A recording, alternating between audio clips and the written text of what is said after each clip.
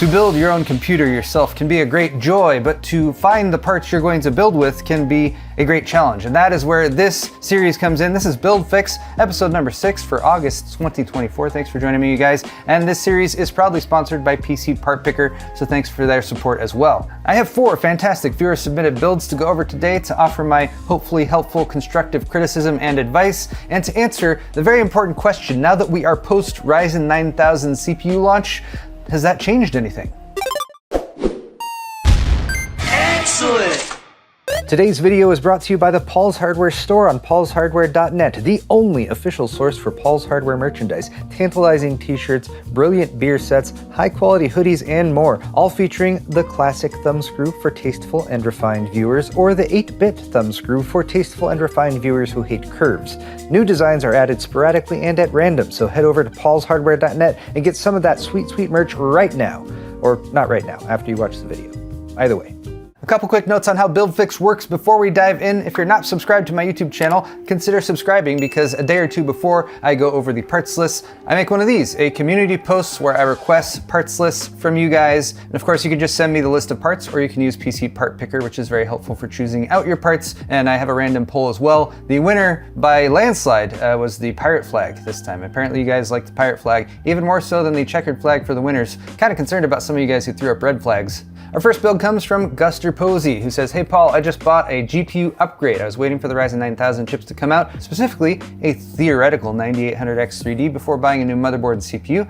Right now they're running a 10700K, a deep cool 240mm AIO, Z490 motherboard, 64 gigs of VRAM. This is the GPU upgrade, a really nice one, the Zotac Trinity 4080 Super in white. Super nice card, super powerful card, and also a very pretty one as well. We got a Thermaltake Tough Power GF-A3 snow power supply, so this is definitely a white build with the NZXT H6 Flow white case, and some storage. The reason I decided to go over this build is because I feel like there might be a reasonable number of people in this situation who are running a system with a CPU that's maybe 3, 4, 5 years old, looking at the new stuff that's launching, the reviews that are just starting to come out, and trying to make a decision now. I've been waiting for this stuff to launch. Should I dive in now and buy one of these new Ryzen 9000 series chips, or should I hold out a little bit longer? My advice to you, hold out a little bit longer, and here is my reason why. I went ahead and threw all these parts onto a parts list on PCPartPicker just so we could get an idea of the general overall price. Do note that a couple of these items are no longer available, and for older parts like a 10700K, the pricing at retailers for stuff that's a little bit older isn't going to be as fair or as competitive compared to newer parts, generally speaking. So I mainly threw this stuff together just so we could get a list to work with. Also, Deep Cool, you can't even buy Deep Cool stuff in the US anymore. But before I focus on that theoretical 9800X 3D, let's throw in the other parts that would be needed to do an upgrade for this system. Since it's an older system using DDR4 memory and an Intel processor and not an AMD processor, we definitely need a new motherboard, a DDR5 memory kit, and gusterposey has already made some pretty good choices here, looking at the Gigabyte B650 Aorus Elite AX Ice, and a silicon-powered DDR5 memory kit, as well as an Arctic Liquid Freezer 3 AIO. So let's go ahead and swap some of these parts out, leaving just the parts that we're going to keep in here. And I made an assumption for the SSD that you're running, by the way. So here's our updated list, minus the CPU. I've added in the cooler, the motherboard, and the memory kits. And again, we have a really nice all-white color scheme going on here. But notice this red bar, we have a compatibility warning. PCPartPicker is pretty handy when it lets you know about compatibility issues. This will often let you know that your motherboard might need a BIOS update before you install a newer CPU, but this is actually letting us know that the NZXT H6 Flow case is not compatible with the selected AIO. That might be due to clearance issues or other problems. Let's see if there's something else we could swap in. So we have our compatibility filter on here, and I filtered out some colors, so we're only looking at white AIOs that are compatible with the AM5 socket, and we're looking for a 360 size rad since that's what you had selected. Actually, checking back, you didn't have a size listed there. You're using a 240 initially, so we're looking for something that's 240 or larger. So right out of the gate, if we're looking at the lowest priced options, Thermalrate has a lot of those. Thermalrate is really price aggressive with both their air coolers and their AIOs, and these have pretty reasonable reviews as well. So the Frozen Edge is clearly going to be your budget option at about $56 for a 360 AIO. We also have some upgrades there that might get you a slightly better pump or slightly better added fans. So I would say take your pick from any of these down in the $60 to $90 range. Do note that some of these have distinctly different looking AIO blocks. Some of them have infinity mirrors. I like this one though, the Thermalrate Frozen Natte.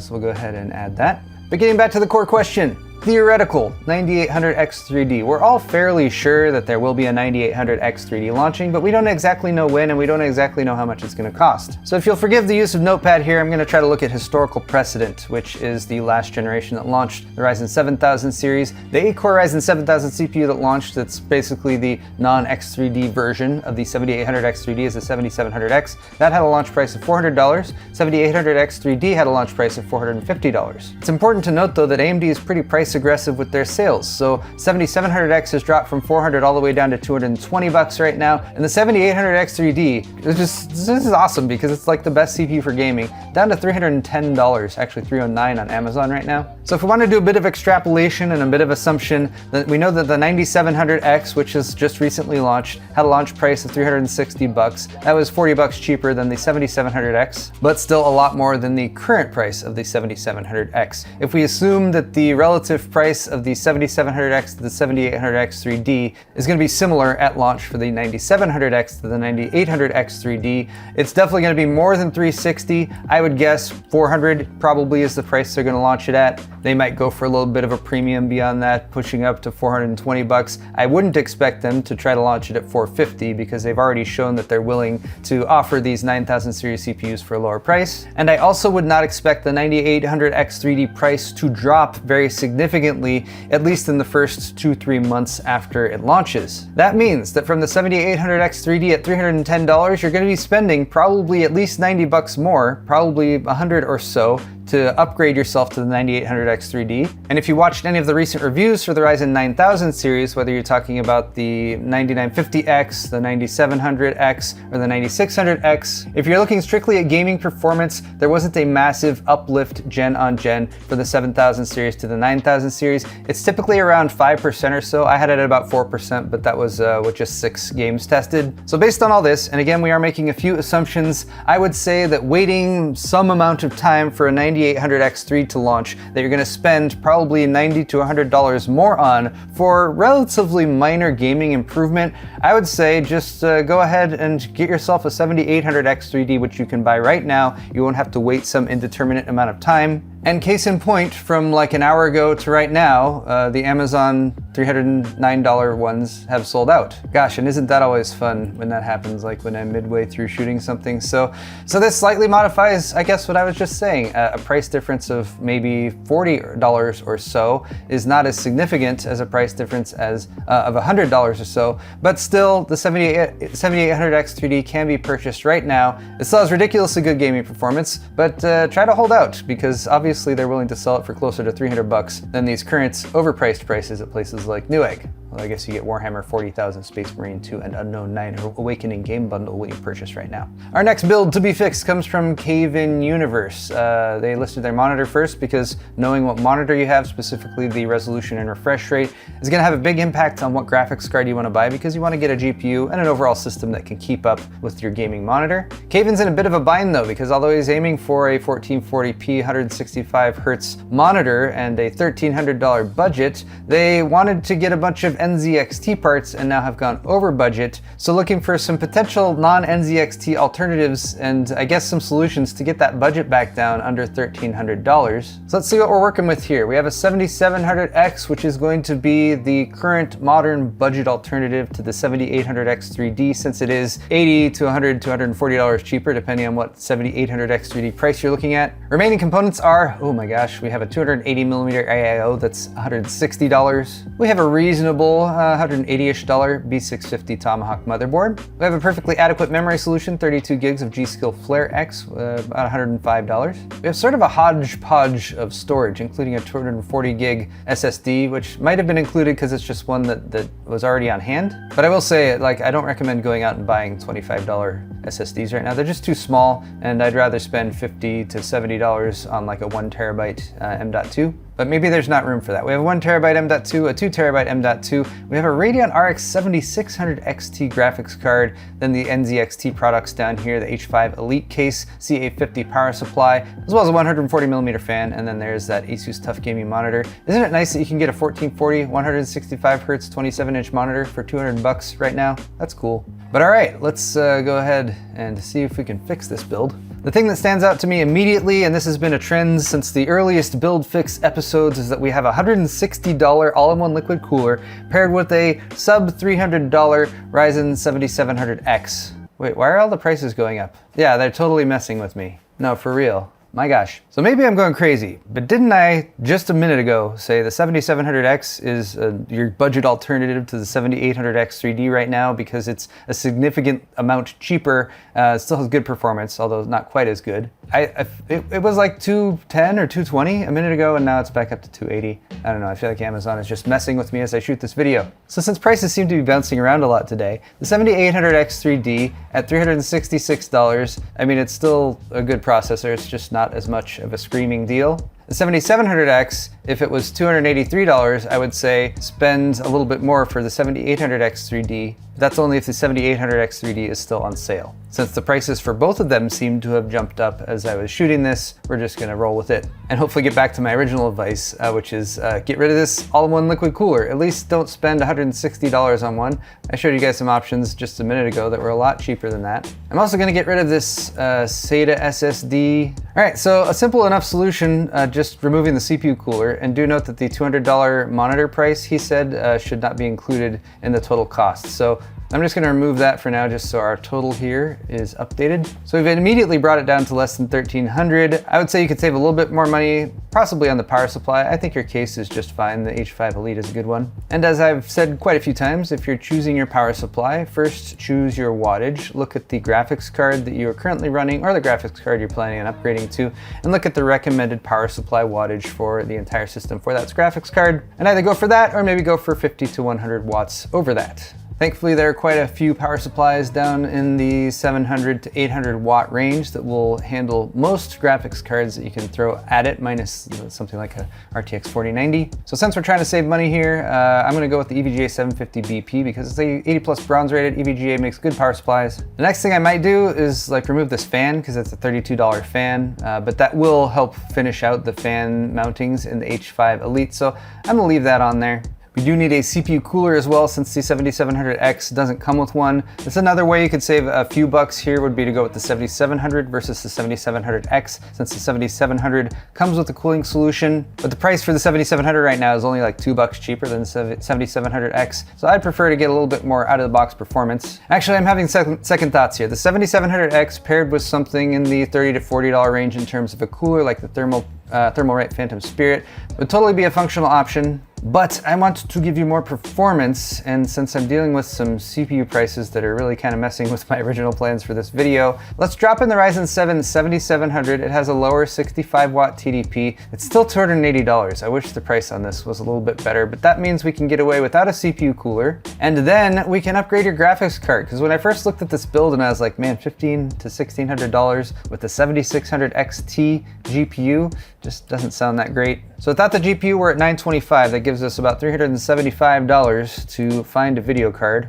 I'm just adjusting our price range over here to kind of see what's available. We have older cards like a 3060. I wouldn't recommend that. Right, so if we're only looking at the current generation cards, we have potentially an RTX 4060, which would be a good option if you're trying to go the NVIDIA route, and there are some benefits there. However, the 4060 is not really a good bang for the buck in terms of the raw performance you get for the price. So browsing this list, looking for something that's gonna get you the most performance per dollar, I found the 6750 XT, and I actually found this one that's about $330, but then I just went and looked at the 6750 XT in general, and these are actually available for as cheap as like about $310, so that's totally where I would point you. Excellent bang for the buck in this range, and that brings our total price to less than $1,300, $1,233. So at that price, you could totally swap back to the 7700X, and let's just see what happens when you do that. Choose a CPU cooler, Phantom Spirit, faux show. All right, so there is our build with the 7700X and an aftermarket cooler, which is gonna run cooler and quieter,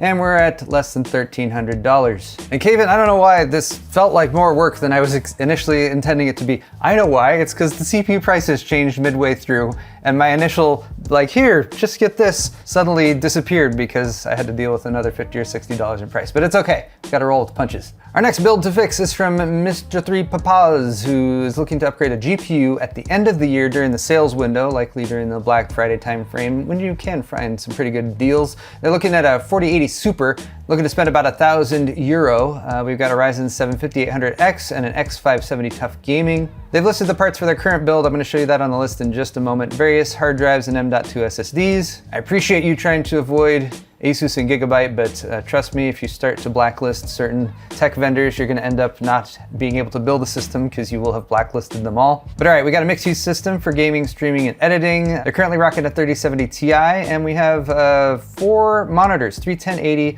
one 1440, and this is affecting the GPU decision because they want 2 HDMI and 2 DisplayPort. They don't want to give up any of their monitors. Let me give you a quick solution for this right now that's going to free up your graphics card options. If you just need to connect a monitor for like 2D work, you know, for like web browsing, watching videos, that kind of thing, and you're not going to be gaming on it, check out this video that I made about 5 months ago. This was a system that I built for my sister Gretchen. Basically, the motherboard didn't have enough video outs, so I got her this StarTech adapter. They have a few of these available. They typically cost around $30 to $50. It's just a USB adapter that you can use to plug in an additional monitor and not have to worry about your video card having the proper video outs. So I'll link that in the description, but here is the parts that we have, at least that were listed for me. A Ryzen 7 5800X, the Asus Tough Gaming X570 Plus motherboard, a Crucial Ballistic 64 gig memory kit. The storage wasn't specified, so I just dropped in this Team Group 2TB because it's a $100 2TB drive, so that's a reasonable deal for anyone who's looking for one. We've got that RTX 3070 Ti 8 gig, which is super overpriced now because it's an older card. And we've got the Fantex XT Pro Ultra ATX case, which is a really solid all-around case for $75. So the main thing that Mr. Papaz is wanting to do is do a video card upgrade from a 3070 Ti to a 4080 Super. I'm not sure where you're located, but you listed euros, so I'm guessing you're somewhere within the EU. So prices may vary a little bit, but there are 4080 Supers available for around the $1,000 price range. Even this PNY Verto OC coming in at $960 right now. I'm adding this Asus Tough Gaming card just to represent our $1,000 4080 Super. Filling out the rest of the build just because some parts weren't included, so adding a 850 watt 80 plus gold power supply. Okay, so right now we're at $1,627.16, but do note that the Crucial memory kit that he listed, which was a 2x32 gig kit, DDR4 3600, is not currently available. But since we're talking about an upgrade, that's not really as much of a concern. Here is what I would recommend for the upgrade. We've already added the graphics card. We've got a nice solid power supply. Keep in mind, if you're upgrading to a 4080 Super, depending on the power supply that you're currently using, you might need to upgrade your PSU as well. But if you're wanting to make this an upgrade and not a complete system overhaul, and you want to stick with AM4, which is totally fine right now, this is the only other thing I would say you should absolutely do. Get rid of your 5800X and swap it in for an X3D option. Now, unfortunately, the 5800X3D is just stupid overpriced. It's actually even more expensive than the 7800X3D. So I would say you don't want to downgrade on the CPU side by going from a 5800X to something less than that. But the price for the 5700X3D is like almost half the price of the 5800X3D. So that's what I would say you should go for, just because it's a much more reasonable price for only very slightly less CPU performance. Do note we have a compatibility warning again, and that is just because the Tough motherboard will need a BIOS update before the CPU goes in. 5700X3D also doesn't come with a stock cooler, but since you're already running a 5800X, I'm assuming you have a cooler for that, you could easily swap over and use for the 5700X3D as well. So this would be my advice to you. Absolutely, that $1,000 graphics card is going to be an insane upgrade for you over the 3070 Ti that you already have. Consider that external USB dongle to solve your additional monitor situation, so you have a wider range of GPUs that you can choose from. And then because a 5800X is definitely going to be holding back a 4080 Super quite a bit, the X3D CPUs are going to get you a lot more performance out of that GPU upgrade, and that'll probably help hold you over for another year or two until you do a core system upgrade and switch over to a DDR5 platform. Okay, final build to fix is from galaxyrapid 4234. Hey Paul, your Ryzen 9000 series reviews helped me decide on my upgrade, and they went with a 7950X3D. Good choice over the 9700. I'm going to assume that was going to be a 9700X. I have another build coming up. They're doing a build for their friend, replacing a current system with a Ryzen 5 1600 and an RTX 2060. 1440p 240Hz monitor that they've already decided on. $2,200 overall budget, leaving $1,800 to $1,900 for the build. Thank you for the PC part picker list. And there's also a mouse included since you guys are going to play FPS games together. So here's the Nate upgrade, the 7800X3D, an excellent choice. Here's again my proof. Watch, I'm gonna hit refresh. It was $309 on Amazon. Liars, you liars. Watch me refresh this, how sad this is. $366, but hey, you get Amazon Prime shipping now. But besides that, we have an all-in-one ROG Strix AIO for $140. That's a little on the pricey side for an AIO these days, in my opinion, but it's gonna match really well with the rest of the Asus gear you have selected. ROG Strix B650E-F gaming Wi-Fi motherboard. Again, not the most budget-oriented here, but we're only paying a $60 to $70 premium over some of the more budget options on AM5, so that's not bad either. 32 gig G.Skill Flare X DDR5 6000 memory kit, good choice. Samsung 990 EVO 2TB NVMe SSD. That's about $50 more than you need to spend on a 2TB NVMe SSD right now. For the graphics card though, we got the 4070 Super, which is really the best bang for the buck in my opinion from the current NVIDIA stack right now. Fantex XT Pro, excellent case choice. 850 watt, 80 plus gold rated power supply for $100, good choice there too. There is that monitor, 27 inch, 1442, 60 hertz for $309. Man, monitor prices are just so great. And that mouse, which is $143. I'm not gonna comment too much on the mouse because I haven't tried this one yet. If you have a mouse that you're particular to, and especially if you play FPS games, absolutely go and spend more money on a mouse because it's the thing that you interact with your computer with, and if it helps you get more headshots, then worth the money, in my opinion. All right, so the reason I picked this build out is because there wasn't much for me to change, and I actually get several of these submitted every month when I ask for parts lists. People are like, hey, help me with this build, and I just want to encourage you guys who are maybe like unsure of the choices you've made. I get really good parts lists that I wouldn't do very much to all the time, so good on you guys for doing your research and making good choices. But to offer some feedback beyond the initial rundown when I went over this list, I think there's maybe a couple things where we could eke out a little bit more performance and maybe save a few bucks as well. I'm gonna X out the memory kit actually and that solid state drive. And again, there's a few other areas, like you could save $50 to $70 on an all-in-one liquid cooler by going with one of those thermal red options. You could probably get a motherboard that was closer to $200 than $260. But since this video has already gone pretty long, let's focus on the memory. So we want a 32 gigabyte DDR5 kit, that's 2 by 16 gigs, and we want the speed to be at least 6,000. In fact, for AM5, like 6,000 is kind of what you want to aim for. DDR5, 6,000, and then go for the best timings you can find. Fortunately, we can also drill down to better CAS latencies. We were already looking at DDR5, I think CL32, so let's look at that and faster. And we're just sorting by the lowest price memory options. We can see the CAS latency listed here, and the first word latency, 10 nanoseconds for most of these. Lower is better in this column.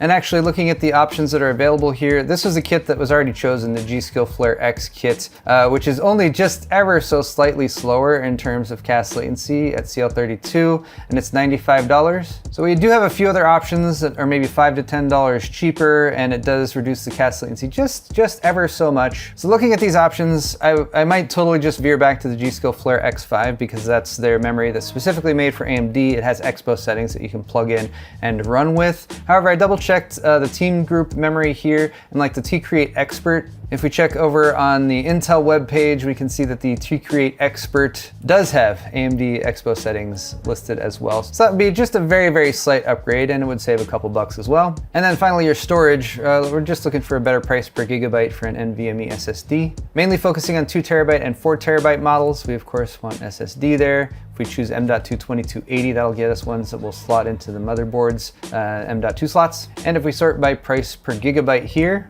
we can see the cheapest 2 terabyte drives are coming in at less than $100 right now. There are some 4 terabyte drives that are about double that, but probably 2 terabytes is going to be the way to go. And the Team Group MP33 Pro is one that I've recommended a few times before. It's not the fastest M.2 drive out there. There might be some small benefits you get from going with a faster drive, but in terms of gaming performance, faster SSD isn't going to make much of a difference, maybe a slight improvement to load times. So dropping that in there as well, and our total still comes in at about $2,200. And again, there wasn't a whole lot for me to recommend in terms of fixing this particular build, but again, just wanted to encourage a lot of you guys out there, you're on the right track. track. You're doing well. So hopefully the advice I provided today will help you guys who are on the fence about making some decisions choose which way you should go. And thank you for watching this episode of Build Fix. If you would like to be involved in the next episode of Build Fix, make sure you subscribe to my YouTube channel, because in just a few weeks I'll be posting another community post asking for submissions for September's episode. In the meantime, if you'd like to check out my store at paulshardware.net, definitely do that. You can find yourself some high quality merchandise, and also hit the thumbs up button on this video if you enjoyed it, and check out the links in the video description down below if you'd like links to PCPartPicker or any of the parts that I chose today. Thanks again to PCPartPicker for sponsoring this series.